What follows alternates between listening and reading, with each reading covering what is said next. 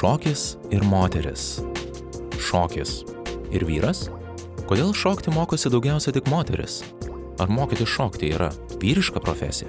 Apie tai kalbėsime su ypatingai gerų moterų žinovu, šokėju ir choreografu Šarūnu Kirdeikiu. Šarūnas atskleis 5 moterų pinkles, į kurias dažniausiai pakliūva vyrai, ir patars moteriams, kaip būti laimingomis. Moteris – iliuzijų meistrė, paslaptingai pareikš žavus vyras. Kas tai yra? Sužinokite šiame atvirame video siužete.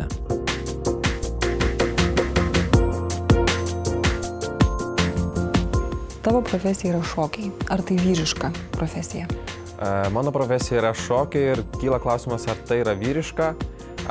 Taip, aš tame atrandu daugybę vyriškumo, didžiąją dalį savo vyriškumo, nes iš vienos pusės mūsų, gal sakyčiau, mačistinėje visuomenėje nėra įprasta užsidirbti duonos vyrams, būtent judant ar linksminant kitus, ar judinant klubus, bet yra kita šokio pusė, kuri reikalauja daug valios, kuomet tau skauda kūną, kuomet tu turi visada būti pasitempęs, prižiūrėti kitus, būti dėmesingas kitiems. Tai man yra vyriška. Tai, man atrodo, yra vyrui labai svarbu ir tą aš treniruojuosi kiekvieną dieną ir tą aš darau per šokių prizmę. Man tas labai patinka. Daugybė yra dalykų gyvenime, kurias mes turime atlikti. Tam reikia valios ir kad nedaryti to per sukasus dantis, būtent šokis mane ištreniravo visada viską daryti su šypsena. Su šypsena ir su teigiamu, tokiu kaip pojūčiu. Atkrenta tie, kuriems sunku priimti kritiką ir kurie nesugeba peržengti per save.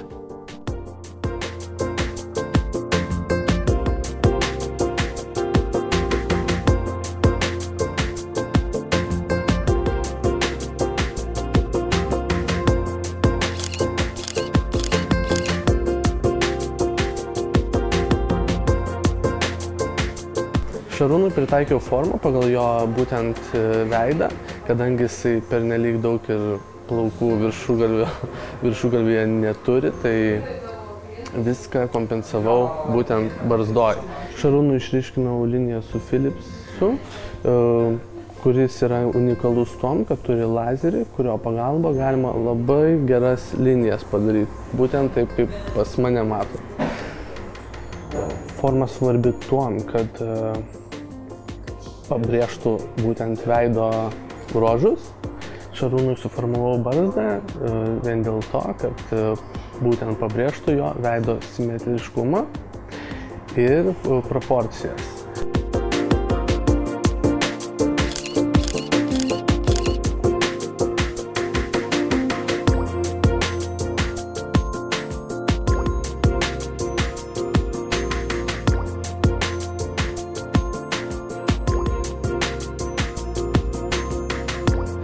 Mano moteris turi drąsiai žvelgti į veidrodį, priimti save tokią, kokia jinai yra, su savo trūkumais ir neverkti dėl jų, nebandyti sakyti, kad aš tokia esu, nieko negaliu pakeisti, mes esam, nežinau, kaulai, mėsa ir oda. Tai yra išminkoma, nesvarbu, kiek tau yra metų. Kad moteris jaustųsi laiminga ir jaustųsi laiminga kiekvieną dieną, aš manau, jai reikia išmokti šiek tiek žaisti. Žaisti su gyvenimu, žaisti gyvenimą. Dėl to aš kartais moteris vadinu iliuzijų meistrėmis, nes jos turi tiek daug priemonių, kuriomis jos gali žaisti tą gyvenimą. Vyrai visada jūsų klausys. Vyrams kartais ir reikia. Kartais jie nežino, ar čia tuos batus dėtis, ar kitus, ar čia dabar rinktis tą darbą, ar kitą. Jie nuvers visus kalnus, kuriuos tik tais reikės. Bet, kad pradėti nuversti kalnus, jie turi žinoti užtikrintai, kad jie to nori ir tą jie tikrai darys gyvenime. Ir kartais trūksta to moteriško patarimo. Ir man atrodo, tai yra labai didelė galia moterų rankose. Jeigu vyrams kartais reikia didelių pasiekimų ir kažką pajausti, ką jie pasiekia rankose ar banko sąskaitoje, moterims labai yra svarbu momento pasiekimas. Ta būsena pasijausti gerai. Man asmeniškai patinka moteris, kurios galvoja šiek tiek daugiau nei kaip atrodyti ir daugiau galbūt negu kas yra šeima ar darbas. Man patinka moteris, su kuriamis gali diskutuoti ir apie tai, kas bus, nežinau, po mirties. Kokia yra krikščionybės ir budizmo filosofija. Tai aš nekalbu apie apsiskaitimą, o kalbu apie tą vidinį pojūtį. Apie žmogų, kuris yra liaudiškai galbūt jį pavadintų prie meno.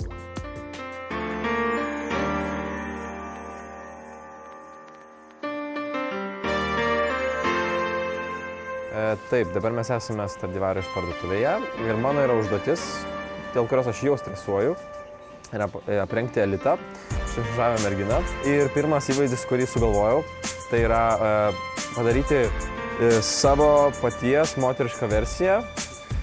Tai skamba keistai, bet tuoj suprasite, ką tai reiškia.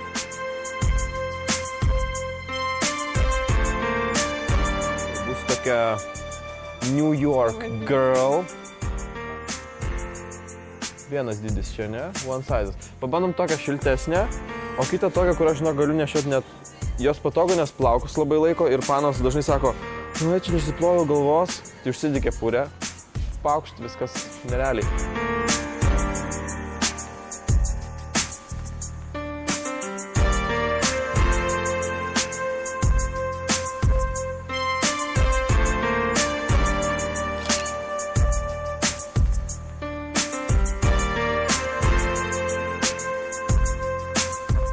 Tai ką, mes su Elita turim pirmą įvaizdį ir galim beveik kaip, nežinau, dvyniai eiti gatvę. Mums patinka punk rock stilius ir liko antras, kurio šiek tiek bijau, nes jis turėtų būti moteriškas, seksualus, vakarėliui, tai nežinau, kaip man seksis, einam rinkti rūbų.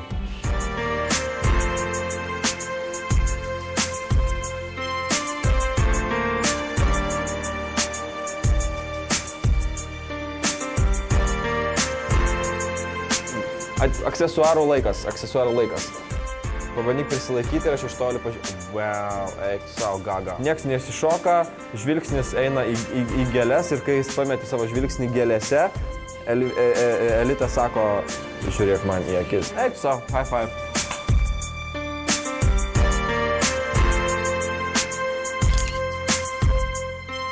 Na ką?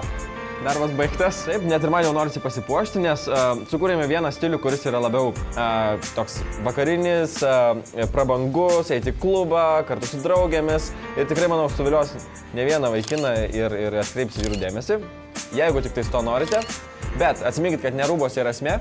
O kitas įvaizdis, kurį sukūrėme, tai yra paprastas, kasdieniškas, patogus ir šiltas šį švarbų prasidėjusį rudenį. Nežinau, ar esu teisus, bet man rodos, jog pagrindinės 5 pinklės, kurias moteris naudoja prieš vyrus. Gal tas žodis prieš nelabai tinka, bet pradedam nuo išvaizdos, tai yra makiažas ir stilingi rūbai. Antra, manau, ne visada pasakyti iki galo tai, ko vyras klausia. Kūno kalba, pavadinkim bendrai. Tai yra labai stiprus moteriškas ginklas. Taip, kartais moteris naudoja tą, kad jos yra silpnesnės, nes nori, nenori, nebent tu esi sunkumų kilnotoje, fiziškai ar kažkaip kitaip, taip yra. Tam tikra prasme tu esi silpnesnė. Ir tai moteris panaudoja kaip ginklą. Ir kas baisiausia, kad vyram kartais tai labai patinka. 5. Aš pats moku pasigaminti, tik tais galiu išsivirti ryžių su konservuotomis daržovėmis, tai kuomet aš, nežinau, mane pakeičia vakarienės ir jeigu tai yra namuose gaminta vakarienė, viskas, visi ginklai sudėti.